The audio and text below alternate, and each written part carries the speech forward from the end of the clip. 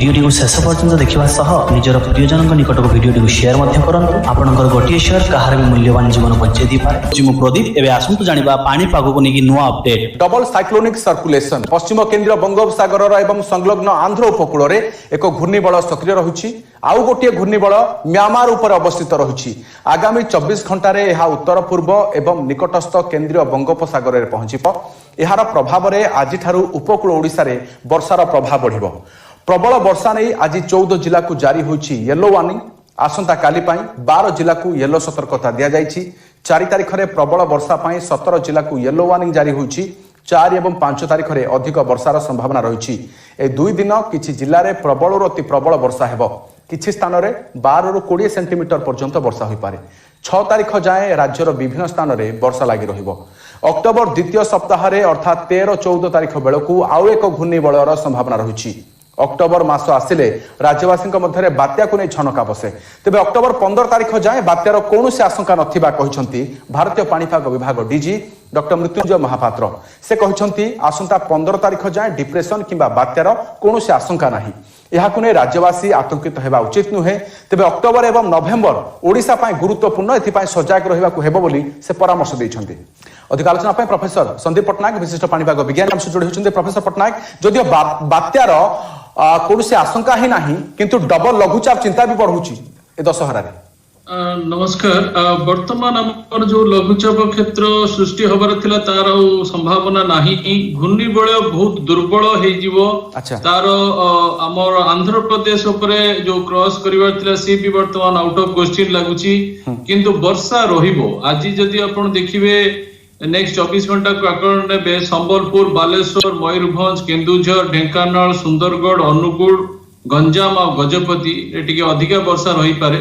आ तापरे हमर जदि उपकूलवर्ती ओडिशा कटक, खोर्धा, पुरी आउ हमर पश्चिम ओडिशा रे नयागढ़, बौद्ध, सोनपुर ए डिस्ट्रिक्ट्स माने टिके वर्षा पाई परंती लागुची। ढेंकानाल, अनुगुल, मयूरभंज, केन्दुझर टिके बेसी लाइटनिंग पाई पारे। किंतु वर्षार मेजर प्रभावटा स्टार्ट होबो 3 तारिख राति रु बालेश्वर और भद्रक रीजन रु।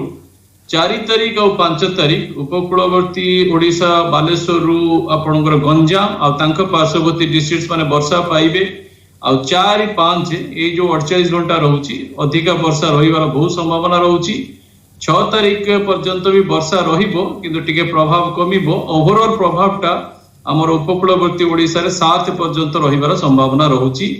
आ 7 परे आर प्रभावटा कमी जिवो। सर ताले ये वर्षा आरंभ रु केउठी वर्तमान क्षेत्र रे देखिबा को मिलछि। किछि स्थान किछि जिल्ला रे ही वर्षा होउछि, किछि स्थान रे ही विक्षिप्त वर्षा जेमिति विस्तृति मध्ये बढ़िबा ताहा केबेठर चित्र देखुछंती। आज्ञा वर्तमान आपण विक्षिप्त वर्षा देखुछंती। आइसोलेटेड थंडरस्टॉर्म भी होउछि। आज भी सही बळिया रहिबो। नेक्स्ट 24 घंटा रहिबो। मेन वर्षाटा लागुछि 3 तारिख राति। 3 तारिख राति रे टिके जो लगाण आमे वर्षा कहउछु 4 या 5 रे पर्टिकुलरली उपकूलवर्ती ओडिशा रे रहिबो। सेटा पई कि बेसी हमर कंसर्न रहिबा दरकार। एबे जो वर्षा होछि आइसोलेटेड अल्प समय पई वर्षा हबो किंतु वर्षा रहिबो।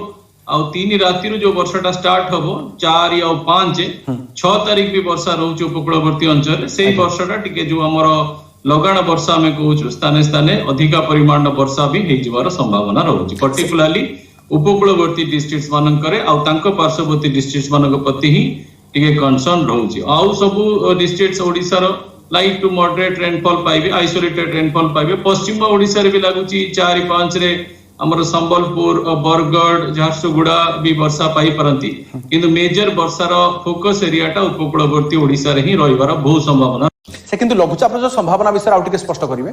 नहीं लघुचाप हबनी। ए घूर्णिबलय क्षेत्र बहुत दुर्बल हो गलानी। जो आपण म्यांमार जो अंचल कहउछथि घूर्णिबलय क्षेत्र से भी आ इफेक्टिव हबनी।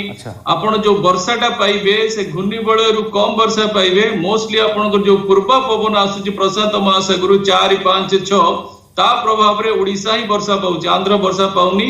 आ से वर्षाटा ओडिशा, झारखंड, बिहार, उत्तर प्रदेश, उत्तराखंड पर्यंत जीव। घूर्णिबलयर प्रभाव रे आ बेसी वर्षा लागुनी। घूर्णिबलय आ लघुचाप क्षेत्र भी हबार संभावना नाही किंतु वर्षा रहिबो ओडिशा पई कि पर्टिकुलरली 3 राति रु 4 आ 5 6 तारिख में वर्षा रहिबो। 7 तारिख का प्रभाव कमी जिवो। बहुत बहुत धन्यवाद आलोचना पाए। हम प्रोफेसर संदीप पटनायक विशिष्ट पाणीपाग विज्ञानी अधिक आलोचना करथले।